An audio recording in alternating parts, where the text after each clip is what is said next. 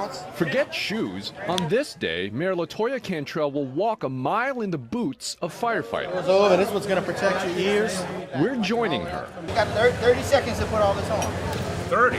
Welcome to Fire Ops 101, a training exercise organized by the New Orleans Firefighters Association to educate city leaders about the demands, dangers, and dedication in a firefighter's life. You can just pull those back and then pull the bottom ones back. Let me know how it fits. If I have to adjust it, I can adjust it. As mayor of the so-called City of Yes, Cantrell couldn't necessarily say no when the fire department invited her to put on 70 pounds of gear and enter a fire scenario. You know, I'm claustrophobic. The gear is heavy. You do know what we're going to get into, It's very intense. I'm understanding what I'm going to get into. I'm like, oh my gosh. Along with several members of the city council, media, and civic groups, we're tossing out our preconceived notions of fire response. Unlike Hollywood, no one is running into a burning building. To avoid toxic smoke, we'll be crawling in, like firefighters do. You know, I have a wonderful responsibility, but in that I have to have a better understanding of what city employees go through, and particularly our first responders and the fire department are at the forefront of that.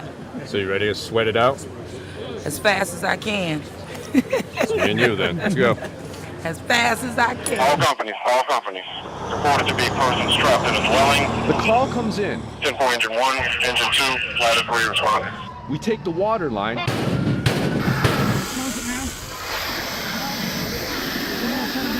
The mayor follows us in. Keep hugging the left wall. Inside the building, it's dark, smoke-filled, and chaotic. The only constant sound is the alert from our air tank.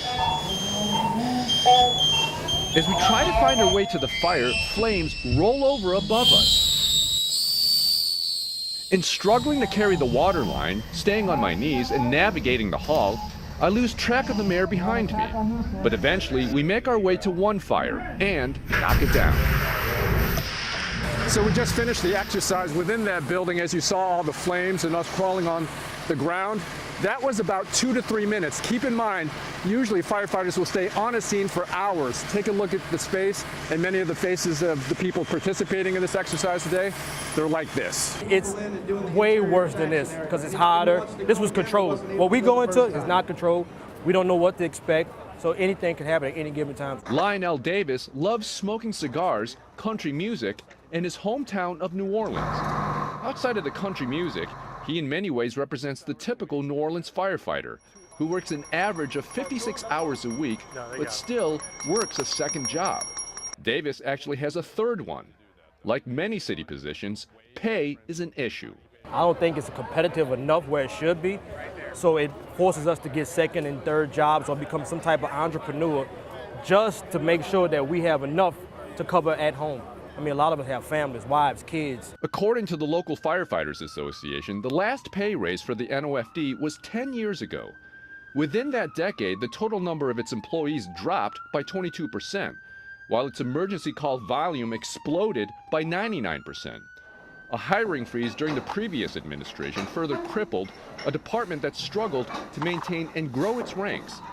But with new leadership within the firefighter union and a new administration, many firefighters sense an opportunity to work with the city council and mayor, who ultimately control budgets and priorities for first responders. Woohoo! I know.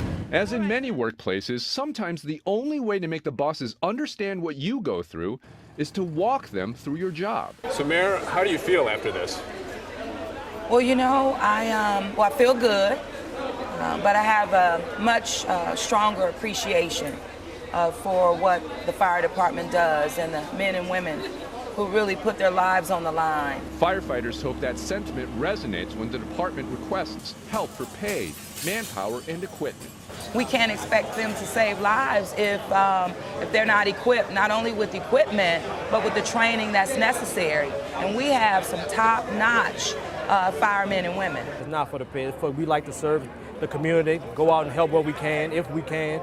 And that's what it's really about. It's fair to ask if this is a public relations campaign.